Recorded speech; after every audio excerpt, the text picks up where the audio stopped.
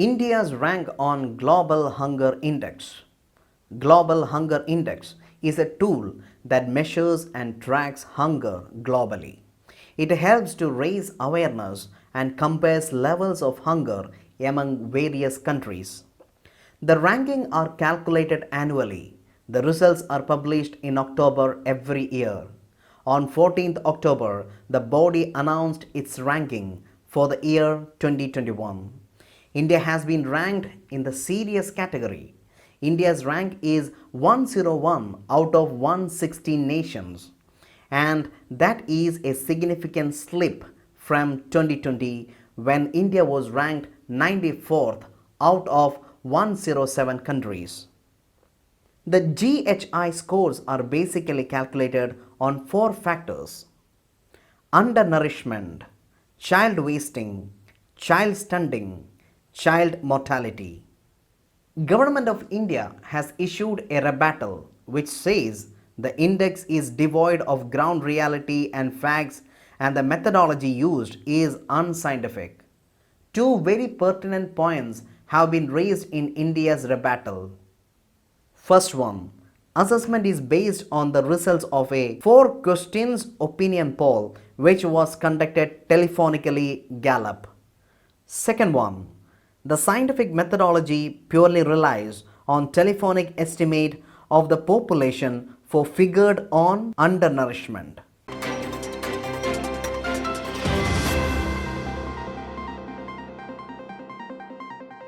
Swedish climate activist Greta Thunberg says the upcoming climate talks in Glasgow build us the humanity's last chance to avoid catastrophic global warming. Greta urged the activists to keep on pushing for real change we needed for the environment. The COP26 meeting in Scotland will be held from November 1st until November 12th.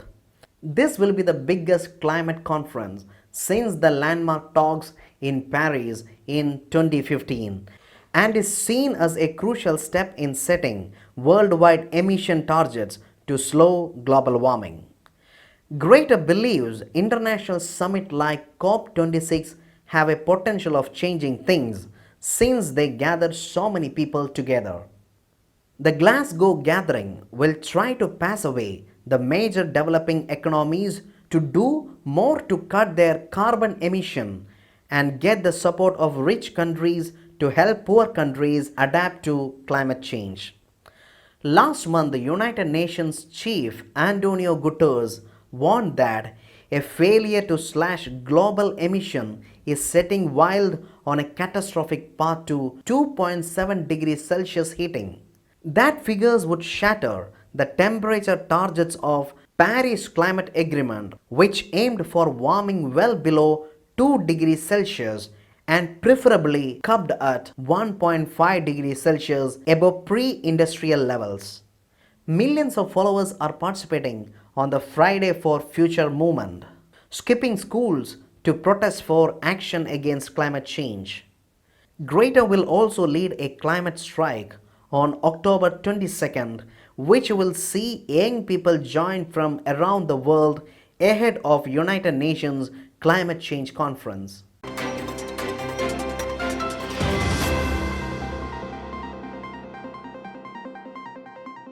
Girls to attend school in Afghanistan. Taliban is set to announce a framework that will allow girls to attend school in Afghanistan soon. This is accordingly to a senior United Nations official. This announcement comes weeks after boys in Afghanistan were allowed a secondary education but girls were barred. UNICEF Deputy Executive Director Omar Abdi delivered remarks at the United Nations in New York. He said, "The de facto Minister of Education told us that they are working on a framework which will announce soon that will allow all girls to go to secondary school. Millions of girls of secondary school age are missing out the education for the last 1 month. The Taliban is infamous for its treatment of women and minorities during their rule from 1996 to 2001. The Taliban have been at the receiving end of international fury of its track record of stripping Afghans for months.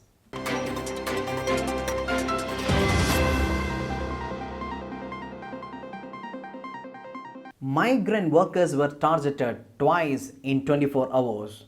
A street vendor and a carpenter were shot dead. These were two separate attacks carried out by two separate groups. Reports says three new brands of terrorists emerged from the same old terror factory.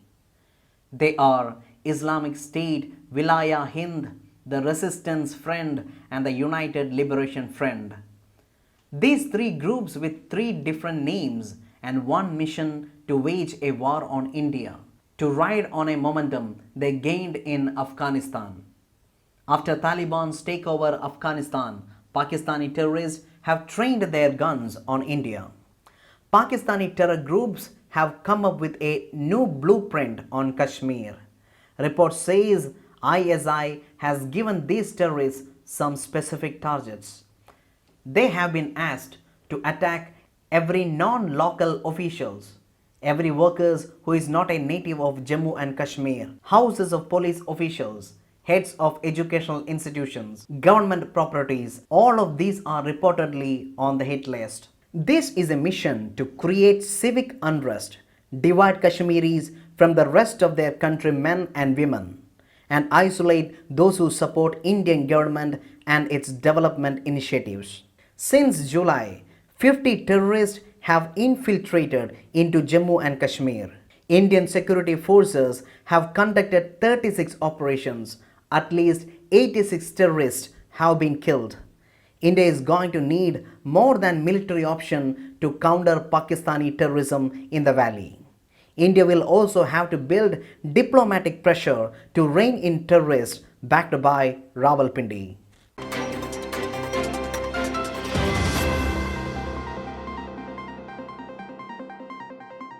8,000 people in a Canadian city have been without drinking water for 3 days. The city's water supplies have been contaminated. The water is not safe for consumption even if it is boiled or filtered. The city's mayor has imposed a state of emergency. The price of bottled water has risen to 9 Canadian dollars, that is 546 Indian rupees. Failing to afford it, many residents are rushing to rivers with containers. This situation happened in the city called Iqaluit in Canada. It is an isolated city with no road or railings to the rest of the country. It can only be reached by air or sea.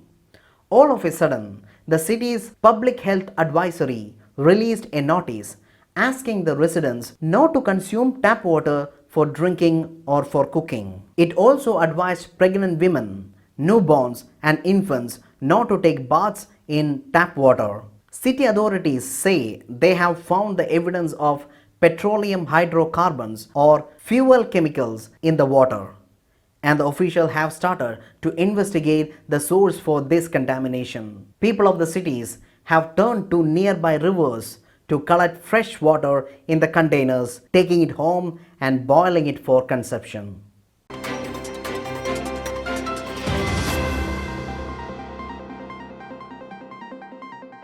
Recently, Dr. Abdul Qadeer Khan of Pakistan passed away.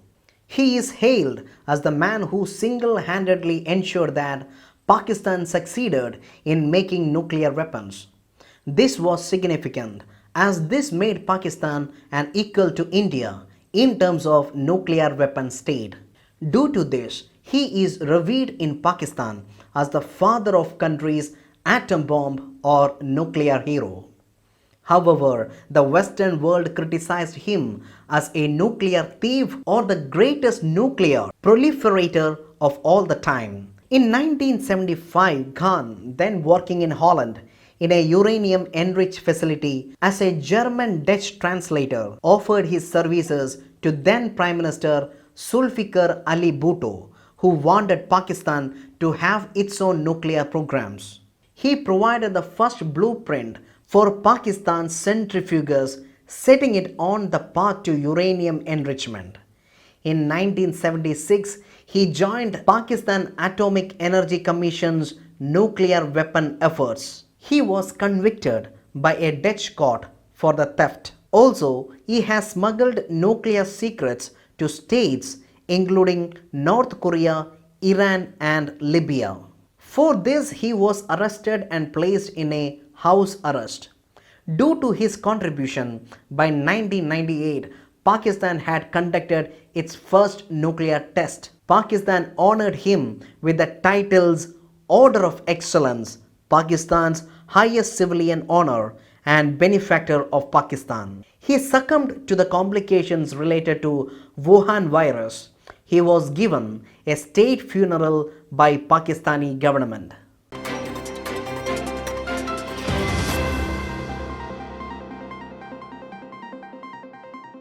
Growing number of states, cities, and private firms started to enforce mandates for inoculation against COVID-19. Thousands of unvaccinated workers in US are facing potential job losses. In the latest high-profile examples, Washington State University fired its head football coach and 4 of his assistants for failing to comply with state's vaccine requirements, while thousands of police officers and firefighters in the cities like Chicago and Baltimore are also at risk of losing their jobs in coming days under mandates that require them to report their vaccination status or submit to regular coronavirus testing. While COVID-19 mandates are controversial, they have been effective at convincing many assistant workers to get vaccinated against virus, which has killed more than 700,000 people in the US alone. 200 Boeing employees and others protest over paymakers' requirements. 125,000 workers should be vaccinated by December 8 under an executive order issued by President Joe Biden for federal contractors.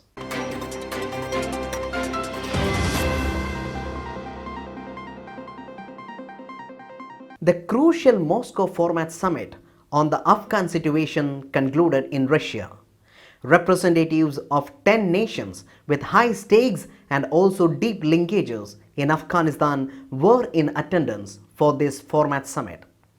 Interestingly, the Taliban delegation was also present, and the agenda entailed the formation of an inclusive government and also consolidating international partnership towards presenting a humanitarian and also an economic crisis blowing out in Afghanistan. Taliban delegation lined up for a press briefing after the meeting in Moscow. The Taliban has now welcomed the initiative that is being taken by the Russian, and it has announced that the meeting was in fact very good and very constructive, and the participating nations were very friendly. The Taliban delegations also declared that the participating nations have agreed to unfreeze Afghanistan's assets in the international markets. Taliban delegations also held a separate high-level meeting with Indian representatives on the sidelines of format summit. Taliban expressed their hopes about gaining legitimacy on the world stage. The 10 participating nations also pushed the Taliban for action against the so-called Islamic State, which terrorized people in Afghanistan.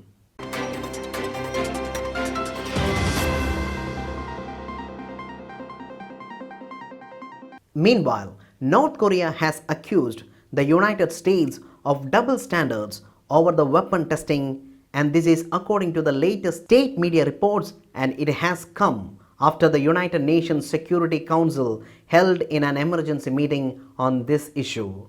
UN said since September, North Korea has launched multiple ballistic missiles, including a new hypersonic glide vehicle capability, and these are unlawful activities and they are in violation of multiple Security Council resolutions, and they are unacceptable.